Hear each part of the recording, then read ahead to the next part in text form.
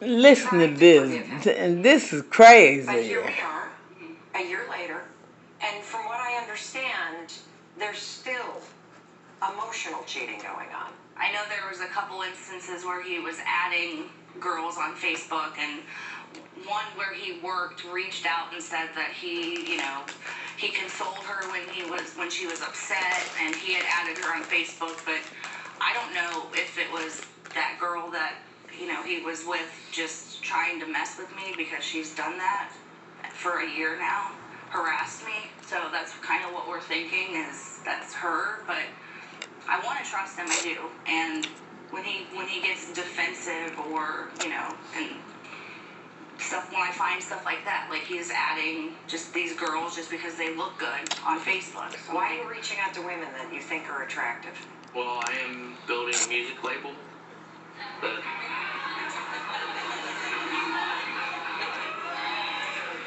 You think I'm gonna buy this? I literally.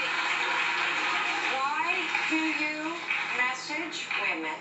networking. You don't trust that it's networking, do you? I don't I'm a know. little lusty, so that, You're a little lusty? yeah. What does Lusty. that mean? I mean, That means you get online and you get lusty? no, I just have wandering eyes sometimes. You have wandering eyes. Yeah, occasionally. Okay, and what is that? He's looking around at all of you. Watch out. What does that mean? I find people attractive. Good-looking girls are attractive. That's what I mean. So's your wife. Yes, I know, she's hot.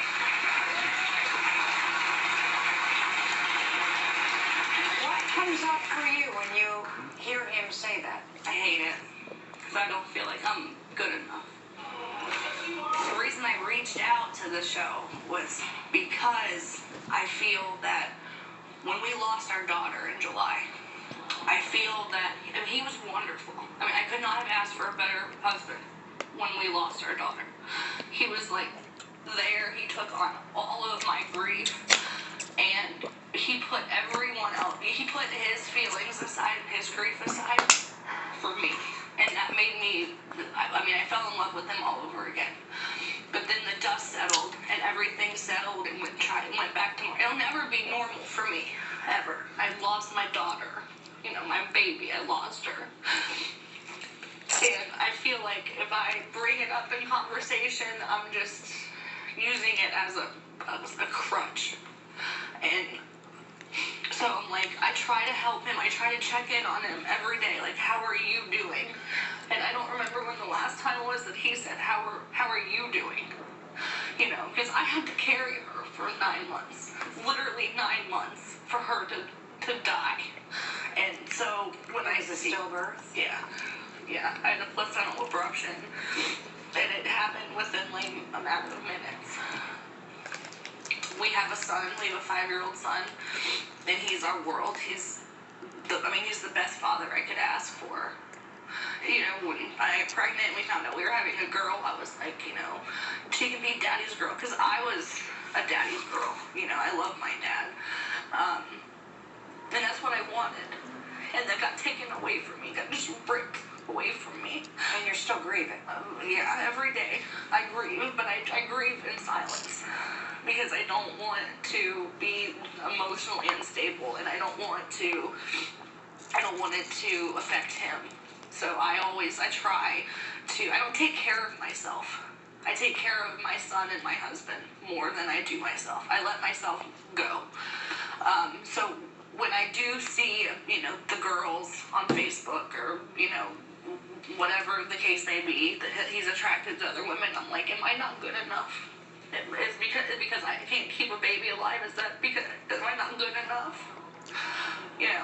Am I too over? Am I overweight? Am I not pretty enough? That's because David. None of that is true. Well, then tell her. I have told her, and No, I'll don't now. just do it. Turn to her and tell her. You are beautiful, and you are built perfectly the way I like a woman to be built. And you are exactly what I've always wanted. And I'll tell you this I'll tell you this many times, and I've slipped up many times, but you are my woman. But then you tell me that I bring negativity to your life, and that I don't support you. But you make it seem like I do it all. You know what I don't like at all is the ownership over the woman thing that's going on here. It's like, I have a hard time wanting to be angry and mean when you're discussing a tragedy, but it's very hard for me to sit here and see another person in a relationship that is demeaning to you. And I don't even think you see it.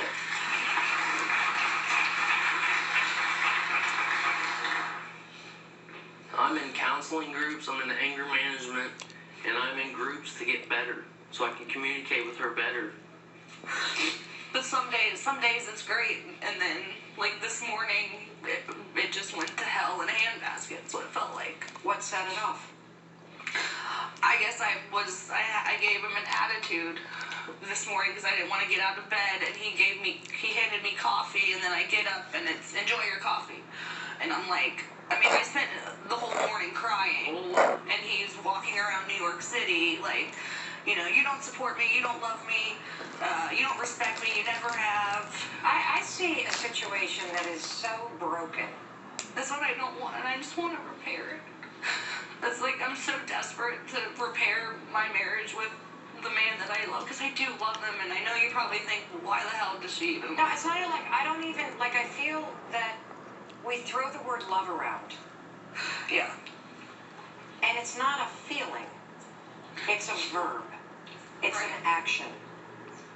Love is something you demonstrate. And I feel like I do. I feel like by making sure that he gets, the treatment that he needs, I don't know, he's got PTSD from being in the military and being over in Iraq. So I was the only one there when he was hospitalized. And that's what I want for myself too. I want him to be there for me. But what am I doing wrong? That's what I want. That's the problem. I want to know what I'm doing wrong because I don't see it. You're doing everything wrong. Well, You think you're the problem. It's a two-way street. Yes, I love that my audience is my co-host. Yes, I love how you guys are shouting out like what needs to happen.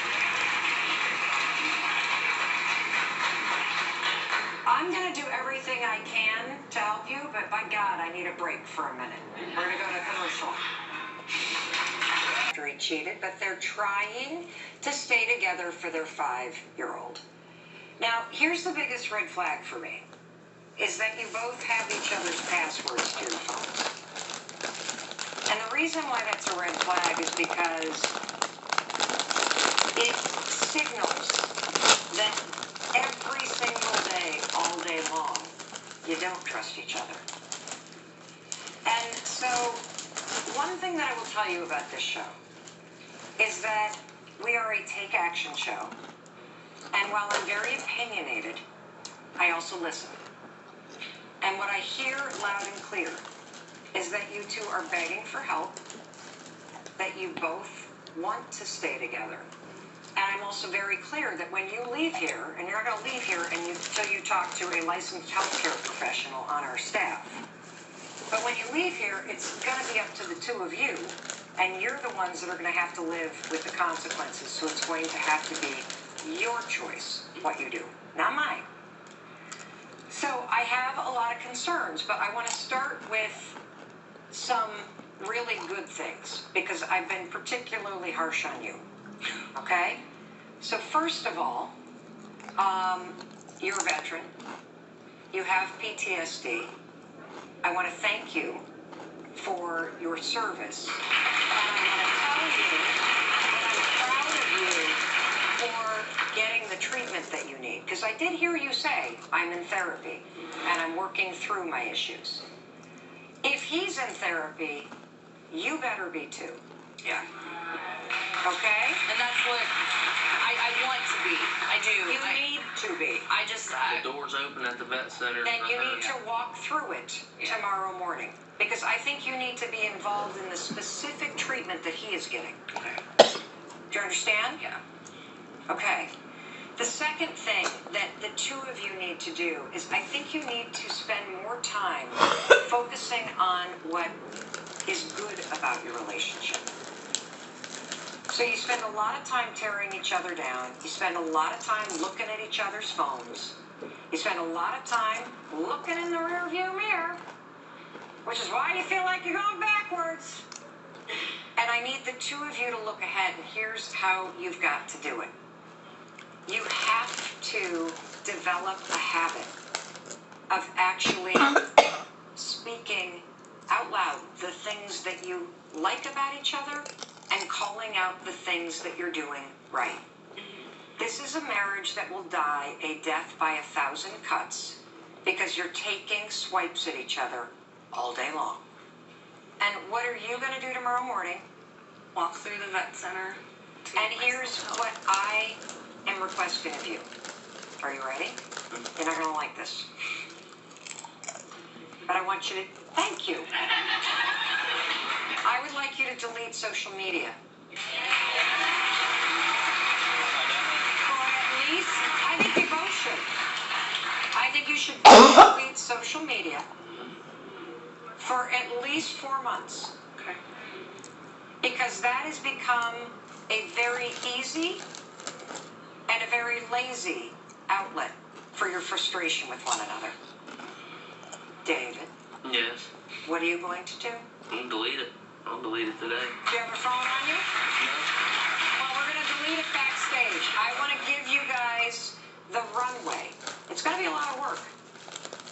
But if you get into therapy and you start focusing on the good and you delete the social media and you start day by day taking the small steps, God knows what's going to happen, but it'll at least put you in the right direction. And I would love to hear an update.